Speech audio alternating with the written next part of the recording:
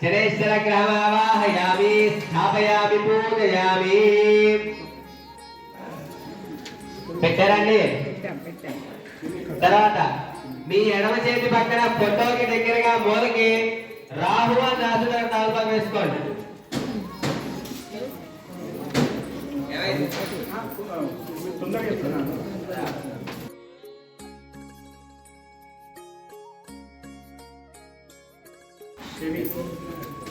శని దగ్గర వేసుకున్నారా? శని అయిపోయింది.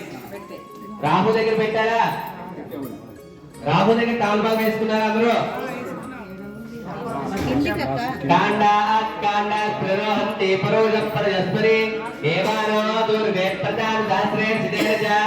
అధిదేవత ప్రత్యధిదేవత రాహుగ్రహమావాహయామి స్థాపయామి పూజయామి.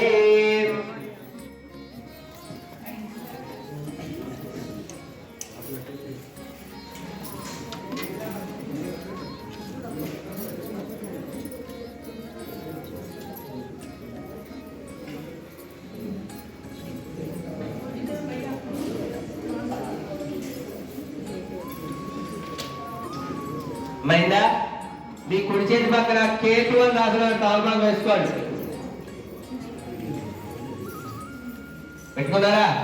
తాల్పాకు కేతు దురంద కేతు రేపేశో మరియా పేసే శరుద్ధిరాయితాః అధిదేవత ప్రత్యధిదేవత కేతు గణనావాహయామి స్థాపయామి పూజయామి. పెట్టేసేయండి. అక్షరం తీసుకోండి అందరూ కూడా. మీ ఎదురుకుండా తూర్పు అని చెప్పి రాసిన లైన్ ఉందా? తూర్పు ఎల్లో కలర్ లైన్. అక్కడి నుంచి మొదలు పెట్టుకుని ప్రదక్షిణ చేస్తున్నట్టుగా ఏమంటే 9 దిక్కులా కూడా అక్షరాలు వేయండి. ప్రాగ్దిగ్భాగేంద్రమావాహయామి స్థాపయామి ఆగ్నేయదిగ్భాగేంద్రమావాహయామి స్థాపయామి పూజయామి. దక్షిణదిగ్భాగే యమమావాహయామి స్థాపయామి పూజయామి. నిర్దిగ్భాగే నిర్దమావాహయామి స్థాపయామి పూజయామి. పశ్చిమదిగ్భాగే వరుణమావాహయామి స్థాపయామి పూజయామి. వాయుదిగ్భాగే వాయుమావాహయామి స్థాపయామి పూజయామి.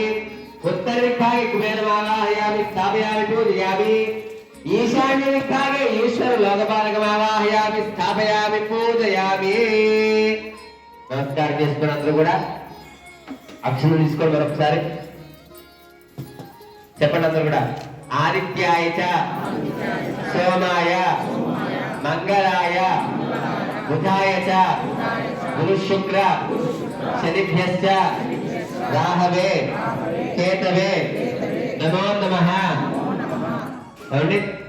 అందరూ కూడా కళ్ళకద్దుకుని మా కుటుంబంలో ఎవరికైనా సరే నవగ్రహ దోషాలు ఉంటే తొలగిపోవాలి స్వామి అని నమస్కారం చేసుకుని అక్కడ ఆవాహన చేసినటువంటి 9 నవగ్రహాల మీద కూడా అక్షంతలు వేయండి.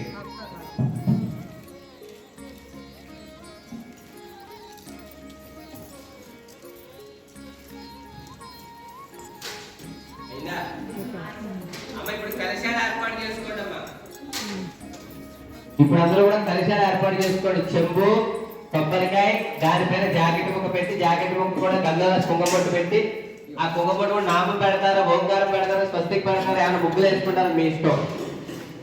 ఏమండి? కాబట్టి జాగ్రత్తగా బొట్టులు పెట్టి అప్పుడు ఆ కలశం మీద పెట్టుకోండి ఆ జాకెట్ ముక్కలు.